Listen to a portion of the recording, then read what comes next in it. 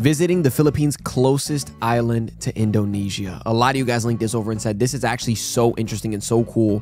Thank you to the viewer, by the way, who sent over a translated version, basically having the captions, because on the YouTube video it doesn't, but they sent it over with the captions. And by the way, I'm pretty sure I mentioned it in the video as well, so I'm sorry if I repeat myself, but let's go. Kanin mga ita puro mga Indonesia nagtanong ani, nakaabri ani. Kahit bakanti kanin lang sa una, pagka abot diri ang mga tigulang. Beautiful, beautiful island. So mula dito, sir, papuntang Maruri Island, ilang oras yung biyahe sa bangka? Oh. By the way, I want to say thank you to the viewer who sent me the subtitled version. They told me that it may mess up a little bit, the subtitles, but they tried their best with some of it. Thank you, viewer. Luka oras abot na. Doon naman na ang Maruri Island, Gandri. Seth TV, bro. Here we go.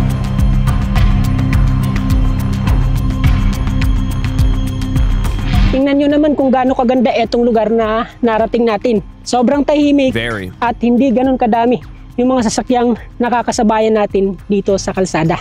Dito, matatanaw po natin yung mga kabundukang nasasakop netong Davao Occidental at etong Sarangani Province. So nandito po tayo sa boundary ng dalawang probinsya dito sa Mindanao. At dito banda ay eto po yung bayan ng Blan. Dito naman sa kabila ay yung Jose Abad Santos o tinatawag nila ditong Jazz. Wow, dude. It's just astonishing that we have areas like this. And I love how the Philippines has preserved it so much. You know what I mean? They've preserved it to an extent that it feels like it's been untouched. And I know it's been touched right here. Look, the little thing, the pathway.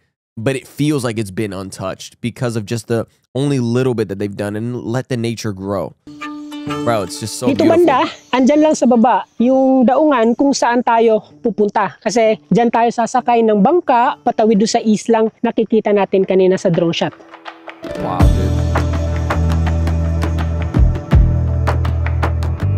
This is like magic. Mula daw dito sa boundary, papunta doon sa sentro nitong bayan ng Blan ay nasa mahigit 1 oras yung kailangang i-travel. Mula naman dito, papunta sa sentro nitong Jose Abad Santos ay nasa mahigit 2 oras yung travel.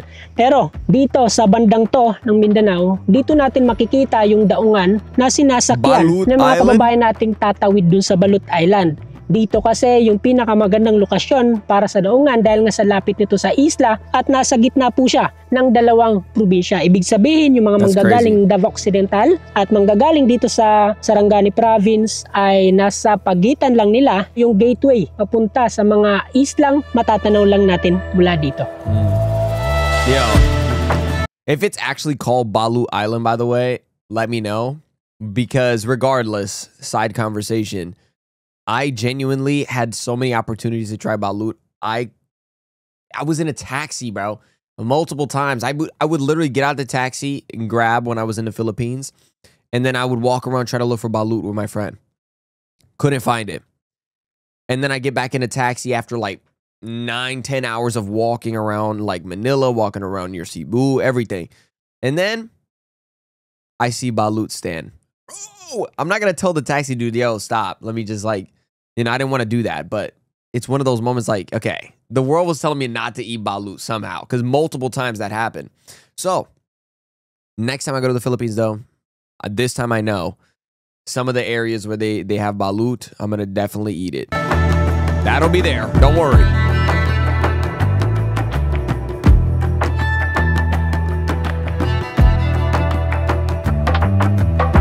Dito, hindi ganun kaganda yung kalsadang nadadaanan natin. Sakto lang yung isang sasakyan na dadaan at kung halimbawa mayroong kasabayan o kasalubong na 4 wheels ay talaga namang mahihirapan. Pero sa kabila ng ganitong kondisyon ng kalsada ay napansin natin dito na karamihan sa mga nakakasalubong natin ayun po yung mga van.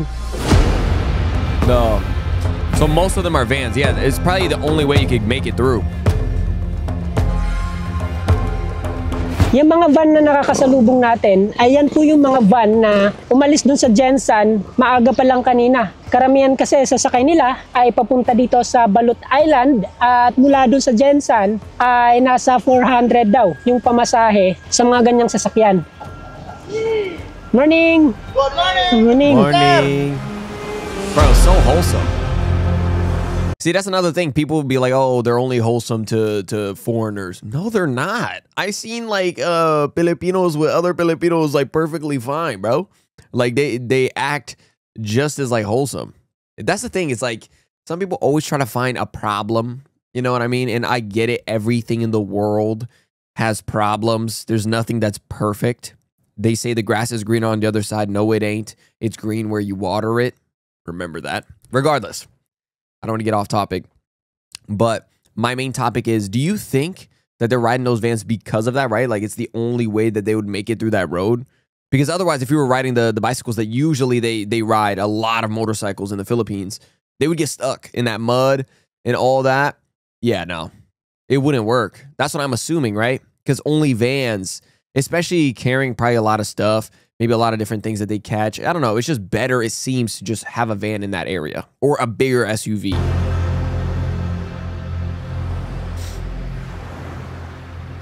Buti na lang at inantay tayo ng bangka kasi nga ilang minuto na tayong late at tayo na lang yung inaantay nila para bumiyahin na etong bangka papunta rin sa Balut Island. Wow. That's just so badass. I don't know. I love it. It's so cool.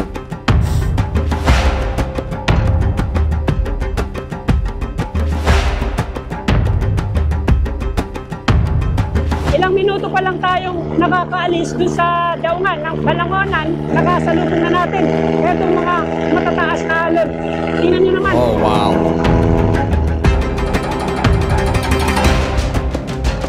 Wow. Dude, are any of you guys actually kind of afraid of water? And not in the sense that like, okay, you're on a boat, but rather the fear of falling in. Maybe falling in and then like you don't see your feet. You have no idea what's under you. You ain't got no idea. You feel a little something touch you. Oh my, I would crash out. I would freak out. Yeah, that's why like when we were kids, right? And you guys probably experienced this if you ever went in a pool or anywhere with your friend, a lake or whatever. When they do that little joke where they like kind of grab your leg, yo, you freak out. And like I've accidentally hit my friend because obviously when he pulls me, I'm not expecting it. He would pull, I would freak out. I'm thinking something grabbed me as a kid and I would kick him in the fucking mouth. I would kick him in the mouth and he's like, dude, what's wrong with you? I'm like, I didn't know it was you, bro. Like you scare me. What do you think? What do you think I'm going to do? I'm going to let the whatever shark or goddamn octopus take me down? No, bro. I'm not going down without a fight. What you mean, bro? Like, bro. That's like one of my fears, but on a boat, it's pretty cool. Sobrang hirap gumalaw dito sa bangka. Medyo malapit lang po tayo doon sa area kung saan yung mga pasahero pero hindi po ako makalipat kagad dahil nga sa sobrang magalaw etong bangka. Tingnan nyo naman kung gaano kataas yung mga alon na umaampas dito sa ating sinasakyan. Wow. So medyo malapit na po tayo doon sa islang ating pupuntahan. Pero hanggang dito, sinasalubong pa rin tayo nitong mga nagtataasang alon.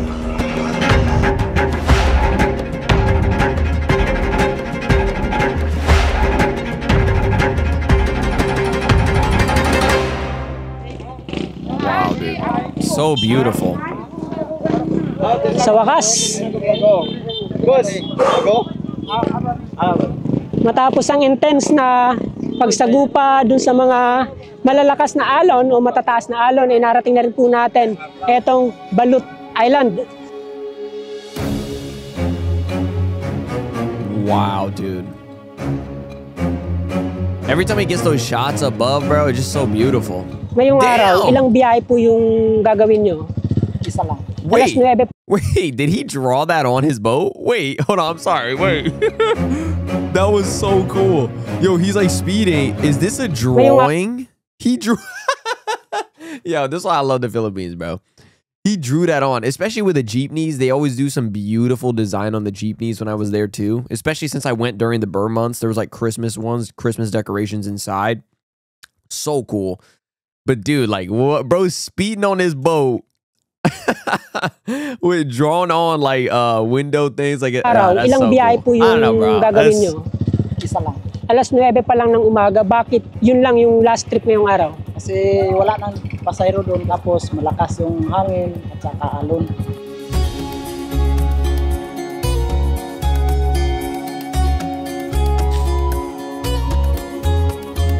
Bukod dito sa mga malalaking bangka na kayang makatawid o makadaan doon sa banda ng dagat na may malalakas na alon, meron ding mga ganitong bangka. May mga maliliit at etong mga bangkang to ay eto daw yung sasakyan ng mga residente na pupunta dito sa kabila netong Balut Island. Look how beautiful that water is too, man.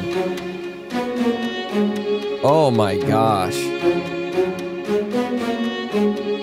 So makikita nyo po dito yung gabundok ng They all got patong farmer netong mga strength. kopras na dadalhin naman sa lungsod ng General Santos. Kung itong mga malalaking bangka papunta doon sa General Santos City, etong mga ganito produkto yung kinakarga nila. Kung galing naman sa Gensan papunta dito, etong mga bakal tangke ng gas, at Wow. kung ano-ano pang mga produkto naman na nanggagaling dun sa mainland para hindi masayang o para Oh, ma-maximize yung biyahe mula dun sa mainland papunta dito ay nagkakarga ng mga ganitong produkto, yung mga ganitong bangka, at yung biyahe daw mula dito sa Balut Island papunta naman ng Gensan na iaabot ng 6 hanggang 9 na oras. Depende sa kondisyon ng dagat. Wow, So dude. kung kapareho kanina na medyo maalon, ay mas tumatagal daw yung biyahe mula dito sa Balut Island papunta sa nasabing That's lungsod. Pero crazy. kung dito lang sa dulo netong mainland Mindanao papunta sa Balut Island ay aabutin lamang ng higit 1 oras yung biyahe sa kahit alingmang bangka na nakadaong dito.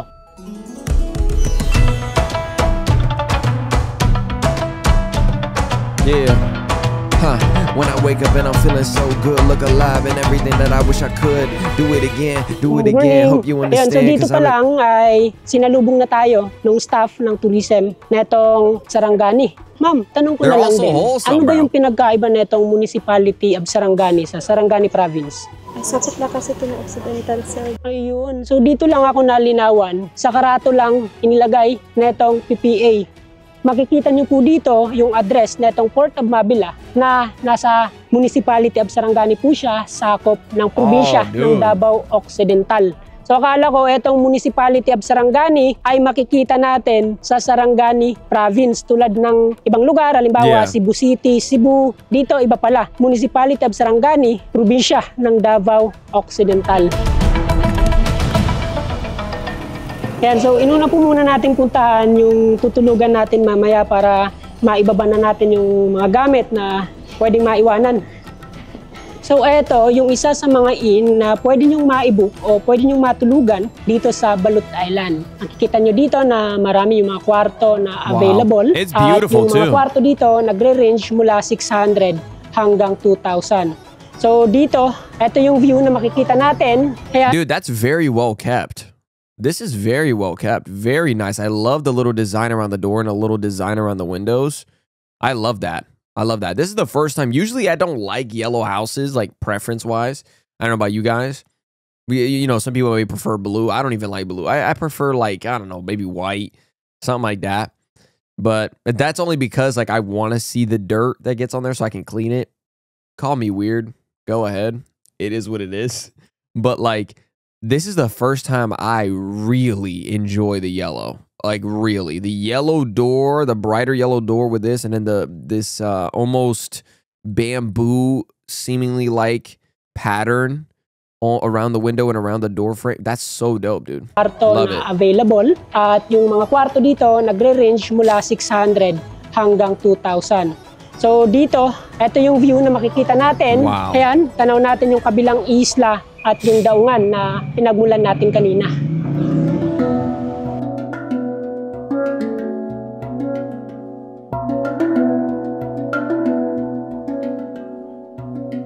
Sa taas nitong marker, Wow. makikita po natin itong globo na nakalagay yung mapa ng Pilipinas at mga karatig bansa na dinaanan ng Ekspedisyong Magallanes Elcano. Maliban dito sa ganitong kasaysayan, kung titingnan natin sa mapa, makikita po natin itong Balut Island na malapit na sa teritoryo ng Indonesia. Kaya yung mga Wow. kwentong konektado sa Indonesia ay talaga namang marami tayong maririnig dito. Isa na po dyan ay yung mga residente na galing ng Indonesia at piniling manirahan na dito sa Balut Island. So dahil nga sa eto yung dulo ng Pilipinas na malapit na sa bansang Indonesia, kaya binabansagan na rin etong lugar na to bilang gateway to Indonesia. Doon banda, Wow. andun yung kanilang immigration office at maliban dyan, meron pa doon sa kabilang barangay naman. This is so cool, dude. there's places like this, especially in the Philippines, man. Ayan, so dito sa munisipyo o sa munisipalidad ng Sarangani, yung karaniwang mode of transportation ay yung mga tricycle. Yung mga tricycle ay hanggang dito lang sa mga barangay na mayroong ganitong kalsada. Sa unahan po nito, mayroon ding kalsada, yun nga lang rough road na. Kaya yung tanging mga sasakyan na makakaabot doon ay itong mga single na motor. Yeah. Look at this. Everything about this is just...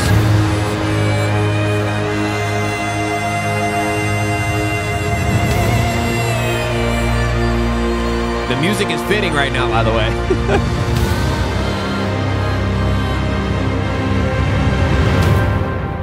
Wow.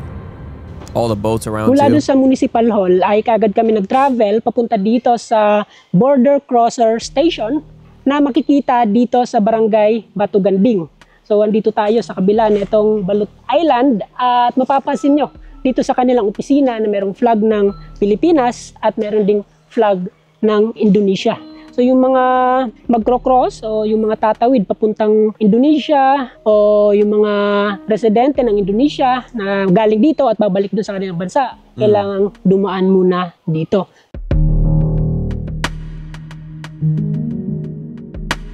The people who allow it to across the border with the Philippine or Indonesian that have fulfilled some requirements, such as in border cross agreement, there are 4 requirements. Like the 3 of them will that manage it, and then the last one is the mayor certificate. The define the people who would be publish or issue the border card was not in the criminal in the crime. Oh, okay. The other one was it is already living in the boundary, and the BCA border cross agreement is at least 3 years. So whenever you are not the people from Balut Sarangani, you are not allowed to crossing to the boundary part. Yo, that's kind of crazy to think about too. We are in here right now, and then the Marore Island was here. The Tibanban is the Genera Generoso, and then the counterpart was Miangas, and then the Bungau Tawi-Tawi in here. It will be counterpart in the Tarakan. So if we go here, is there a Navy or Coast Guard from Indonesia? Yeah, all of that have the duty in the maritime or the sea, like the coast in the Philippines. We know this Police Maritime, Coast Guard, Navy, and then in Indonesia there's Bakamla, there's Polair or Polisi Air, and then TNI AL exactly, and then the immigration too. There are government employee that have authority between the country that have in charge to make sure that boundary have to operate their each other regulation. So what if someone will go to the border? Oh, that's a bad idea. Oh, I have passport, but they didn't go here in your office. What will happen? Will be arrested. Wow. I mean, you do have to take that kind of risk because you can't just go willy-nilly just walking around or riding your boat everywhere, right? Because you don't know what that person is trying to do, what they want to do. So to them, they're like taking extra precaution. You have to stop at the office. They got to make sure you're not a criminal. There's a reason. You know, it has to make sense. That applies to even flying, right? You can't just fly anywhere. You have to go through, you know, checking your bag, checking everything before you board for other, you know, reasons. But it's just mainly because of that too. It's just, we need to know why, and not even just why. But even when I arrived to the Philippines, they asked me why I came to the Philippines. I was like, I just want to explore. I love the Philippines. I said vacation, and boom, right? They allow me in. But of course, it's not just that. Some people are going to be like, oh, so you could just lie? No. It's obviously they look at your background. They look at what you've done. You know what I mean? Like if you're saying, oh, I'm going on vacation, but then here your criminal charges said you beat somebody in the Philippines. You know what I mean? Like, you ain't coming back. Kind of like Vitaly, right? If they look at Vitaly's record and he's coming back to the Philippines, they're like, yeah, buddy, go back home. If he ever gets out, by the way, he's still in jail. But if he ever gets out and tries to go back to the Philippines, they'll see that record and, yeah, buddy, get out. You know what I mean? Like, they'll look at the record, look at the background, look at the places you've been, you know, all these things, which is the same. Even with that little island transition, you still they want to make sure you don't take advantage of that. Like, oh, you sneak onto Indonesia by going to this island and then like, you know what I mean? So mula dito sa Batuganding ay pupunta naman po natin yung komunidad o barangay na nasa kabila nitong Balot Island na kung saan naman nakatira o naninirahan yung ilan sa mga Indonesian na pinili ng magstay dito sa Pilipinas. Yun. So alamin natin bakit mas pinili nilang manirahan dito at kung gaano sila kadami.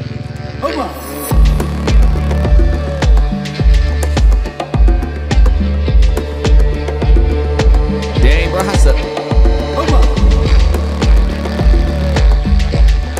yeah, see what I mean? Look, the mud, you can get trapped. Kailangan pa nating bumaba doon sa motorsiklo para safe tayong makababa dito. So ilan lang yung mga ganitong kalsada na medyo mahirap daanan ng motor. Pero pasalamat pa rin tayo dahil nga sa ngayon daw ay mas maganda na to kumpara dati.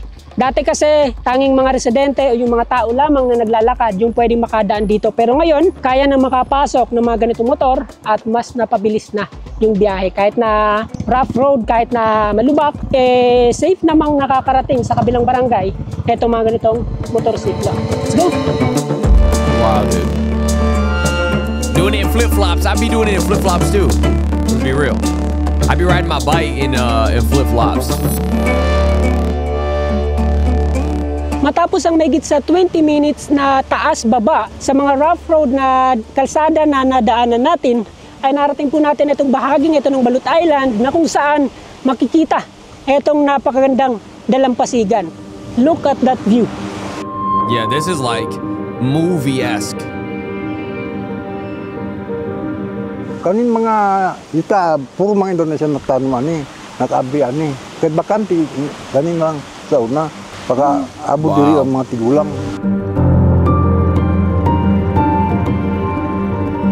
So mula dito sir, papuntang Maruri Island, ilang oras yung biyahe sa bangka? Mga 3 ka oras abot na. 3 Doon hours. naman na ang Maruri Island, Gandri. Pero kumusta man yung ano, yung bawod ba? Bawod na, Oo. mao na delikado, bawod.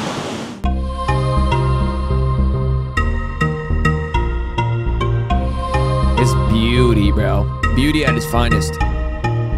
Tingnan nyo naman kung gaano kaganda etong dalampasigan ng Oh Balot my Island. gosh. Malamos kubadong buhangin na kung titingnan natin sa taas ay parang white sand na sinamaan pa na itong napakalinaw at asul-asul dude. na tubig Why dagat. am I like in love?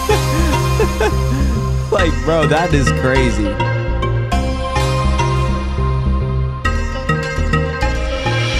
So yung islang yon, yun po yung dulo ng Sarangani Island. At dito banda, kung halimbawang hindi ganito kaulap yung panahon dun banda, ay matatanaw daw natin mula dito yung mga isla ng Maruri at mga katabi nito na sakop na ng Wow. Indonesia. So dito, dahil nga sa lapit na nito, sa bahaging ito ng Balot Island, kaya yung mga bahay na makikita natin dito, yung mga nakatira daw dyan ay may lahing Indonesian. Because many of them came over to this island, right? So many of them came from that island before there was like all the boundaries and stuff, he was saying. And so they probably planted crops there, like he mentioned. And they probably, you know, were together, you know what happens. And then boom. So they definitely have that in their blood, a lot of them probably too.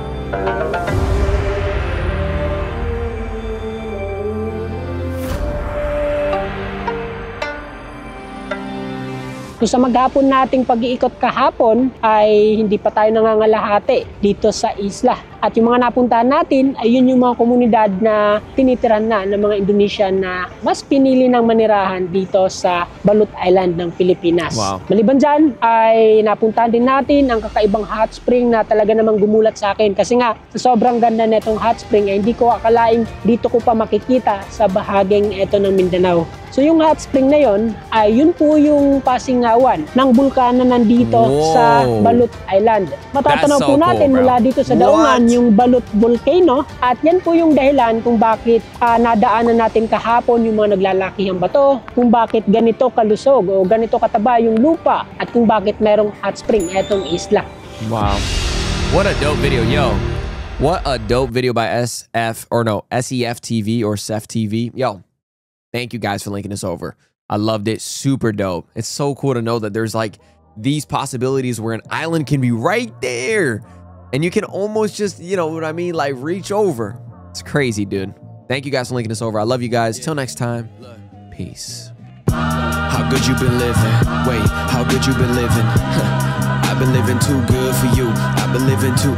Did what I did and I do it again. Every move that I make, I ain't feeling repent. Nobody believes to believe it's a friend, and you question your moves like you really won't end.